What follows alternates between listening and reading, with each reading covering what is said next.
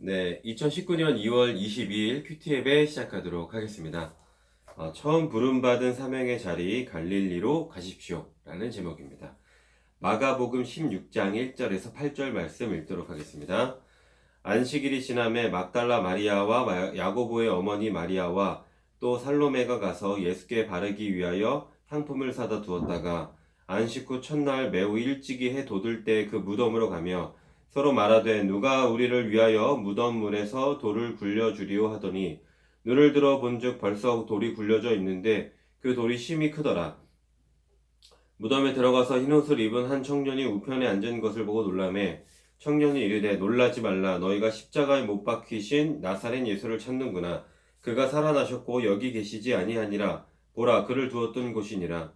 가서 그의 제자들과 베드로에게 이르기를 예수께서 너희보다 먼저 갈릴리로 가시나니 전에 너희에게 말씀하신 대로 너희가 거기서 배우리라 하라 하는지라. 여자들이 몹시 놀라 떨며 나와 무덤에서 도망하고 무서워하여 아무에게 아무 말도 하지 못하더라. 아멘. 오늘의 말씀 요약 읽도록 하겠습니다. 안식 후 첫날 여인들이 예수님께 향품을 바르기 위해 무덤에 가니 이미 무덤 문에서 돌이 굴려져 있습니다. 흰옷을 입고 무덤 안에 앉은 한 청년이 여인들에게 예수님은 살아나셨고 이전에 말씀하신 대로 갈릴리로 가실 것이라고 제자들에게 전하라 합니다. 여인들이 몹시 놀라 도망합니다. 네, 본문 해설 읽도록 하겠습니다. 여인들의 사랑과 염려. 사랑하는 만큼 그 대상을 따라갑니다. 몇몇 여인이 예수님 시신이 안치된 곳을 찾아갑니다. 그들은 갈릴리에서부터 예수님을 따랐고 예수님이 십자가에 달리시는 현장에도 있었습니다. 게다가 안식 후 첫날 가장 먼저 예수님 무덤을 찾아갑니다. 이는 깊은 사랑이 없으면 할 수 없는 일입니다. 그들은 부활에 대한 말씀을 기억하지 못한 채 예수님 시신에 바를 향품을 준비해 갑니다. 여인들이 무덤에 도착했을 때 염려와 달리 무덤의 돌은 이미 굴려져 있었습니다. 부활의 주님을 죽음에 가둬둘 그 어떤 장애물도 없습니다. 부활의 주님은 우리를 위해 모든 것을 예비해 두고 계십니다. 아멘. 이른 새벽에 예수님 무덤을 찾은 데서 여인들의 어떤 마음이 느껴지나요?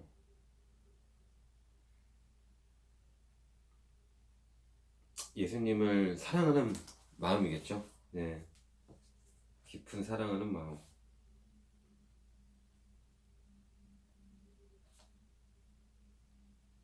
나를 위해 생명까지 내어주신 주님께 나는 어떻게 사랑을 표현할까요? 진짜 나를 위해서 생명까지 내주신 주님을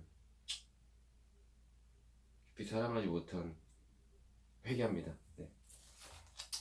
뭐 이렇게 큐티로 믿음의 가정. 갈릴리에서 뵐 부활의 주님.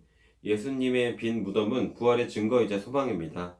여인들이 무덤에 들어갔을 때 예수님 시신은 없었습니다. 여인들은 예수님의 부활 소식과 함께 제자들이 예수님을 갈릴리에서 만나게 되리라는 말을 흰옷 입은 청년에게 듣습니다.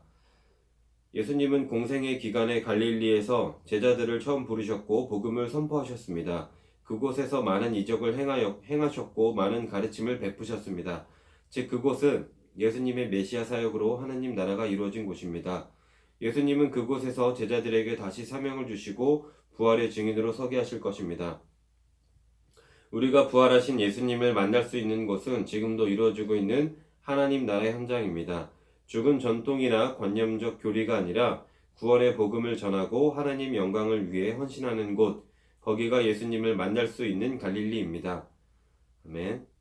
부활하신 예수님이 갈릴리로 가고자 하신 이유는 무엇일까요?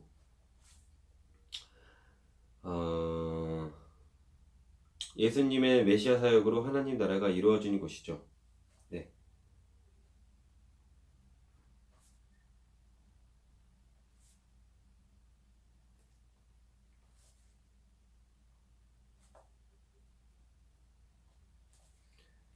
나라가 이루어진 곳.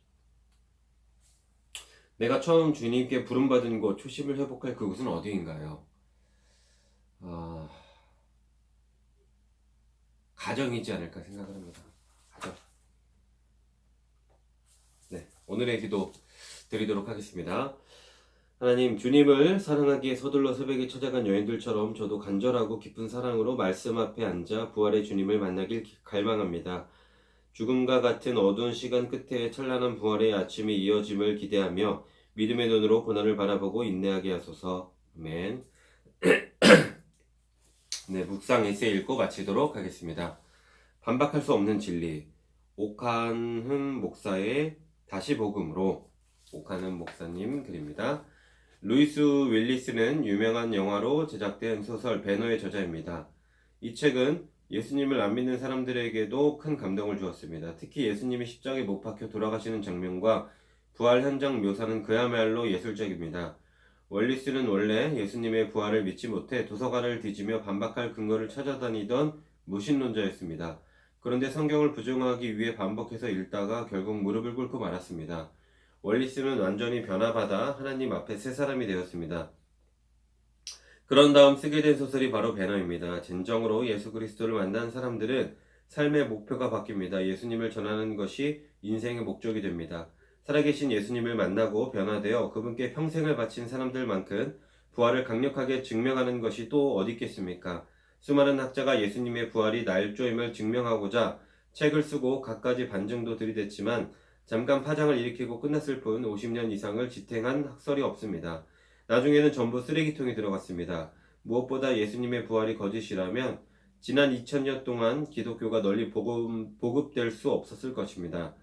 빈부귀천을 막론하고 국경과 인종을 초월해 복음이 쇠하지 않고 전해진 이유는 단 하나입니다. 그것이 분명한 진리이기 때문입니다. 아멘. 네. 그 분명한 진리를 따라 오늘도 승리하시는 우리 크리스천이 되기를 기도하겠습니다. 샬롬.